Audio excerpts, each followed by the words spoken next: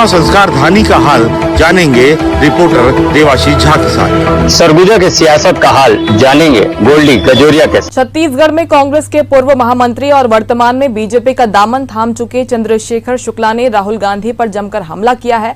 कांग्रेस से सवाल करते हुए उन्होंने कहा कि जब कवासी लखमा झीरम घाटी घटना के संदिग्ध थे तो उन्हें क्यों प्रत्याशी बनाया गया। भूपेश बघेल जेब में सबूत होने की बात करते थे तो अब तक सबूत बाहर क्यों नहीं आए। एशियन न्यूज से खास बातचीत में बीजेपी नेता चंद्रशेखर शुक्ला ने क्या कुछ कहा, सुनवाते हैं आपको। कांग्रेस के पूर्व महामंत्री चंद्रशेखर शुक्ला अब बीजेपी में शामिल हो गए। जी, निश्चित तौर पर झीरम घाटी की जो जांच है जो अपूर्ण है, और उस समय के तत्कालीन प्रदेश अध्यक्ष चरणदास महंत जी ने, जो आज वर्तमान में नेता प्रतिपक्ष है, कांग्रेस के आज भी बड़े नेता है, कवासी लखमा जी को लगभग आरोपी ठहरा दिया था और अस्पताल में डांटा पीटा था। उसका वीडियो भी आया था, उसको हम सब ने देखा। तो अब उसके बाद ऐसे में उनको टिकट देना, तो या तो उस समय वो गलत थे या अब उनको क्लीन चिट मिल गई। तो क्लीन चिट मिल गई तो क्या आधार था। इस पूरे प्रकरण को राहुल जी ने 10 साल में संसद में क्यों नहीं उठाया? क्या उनके लिए यहाँ के शहीदों के प्रति सम्मान नहीं है? और तीसरा, माननीय भूपेश बघेल जी ने अक्सर कहते हैं कि मेरे जेब में सबूत है, तो सबूत को निकालते क्यों नहीं? किसको बचाना चाह रहे हैं या किस दिन किस मुहूर्त का इंतजार कर रहे हैं?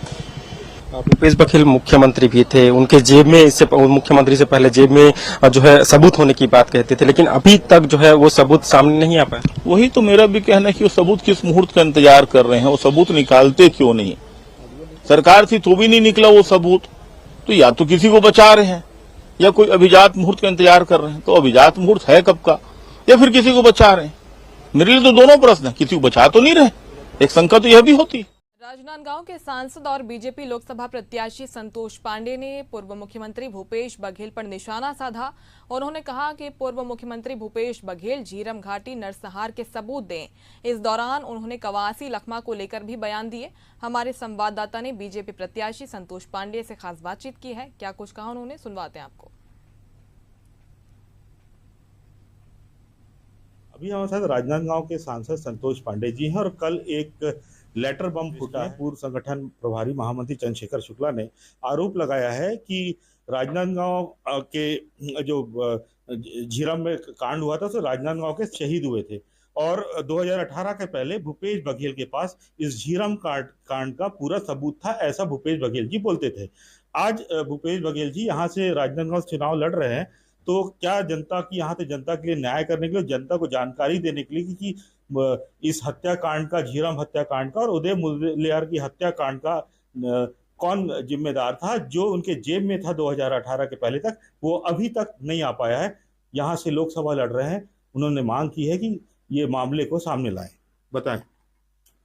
संस्कार धानी राजनांदगांव का वो सपूत, राजनांदगांव का बेटा, विधायक जो रहा उदय मुदलियार, आज भी पूरा उनका परिवार, पूरा नगर न्याय चाहता है, इसलिए कि इन्होंने कहा था कि न्याय मैं दिलाऊंगा, और वो सबूत मेरे जेब में है। वो हमेशा जेब में एक कागज की ओर निकाल करके इशारा किया करते थे और फिर जेब में डाल लेते थे। कहाँ है वो सबूत? कब मिलेगा न्याय? राजनांदगांव की जनता जानना चाहती भूपेश बघेल जी कि आप इस लोकसभा से उम्मीदवार हैं। दूसरी बात, चरणदास महंत ने जिस प्रकार से थप्पी देते हुए कवासी लखमा के गाल में कहा था, क्यों रे ये सब क्यों किया, तो ये जो क्यों किया ये क्या है? ये करने वाले यदि लखमा है, कवासी लखमा है, तो भूपेश जी आपने उनको टिकट कैसे दिया? इनके रक्त में है, इनकी फितरत है कि ऐसे हत्या करने वालों को प्रोत्साहित करना। ऐसे लोगों को सब प्रकार से, एक नहीं अनेक उदाहरण है कि कहीं ना कहीं ये संदिग्ध है, उसमें शामिल है, इसकी जांच होनी चाहिए।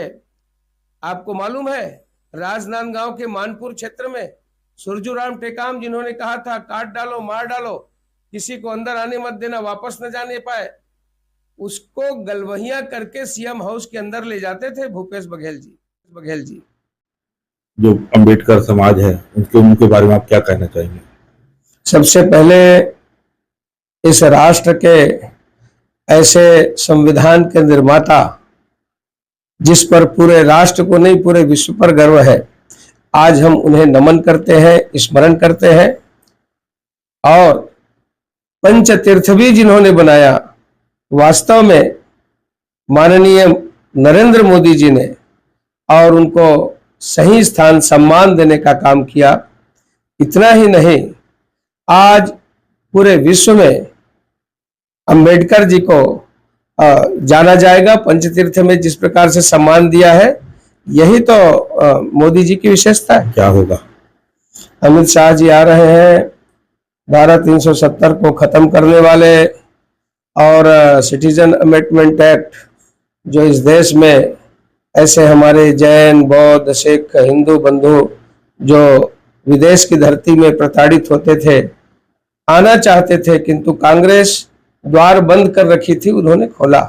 ऐसे एक नहीं अनेक कानूनों में संशोधन करने वाले और इस देश के द्वितीय लौह पुरुष ऐसे माननीय शाह जी का अभिनंदन है, स्वागत है।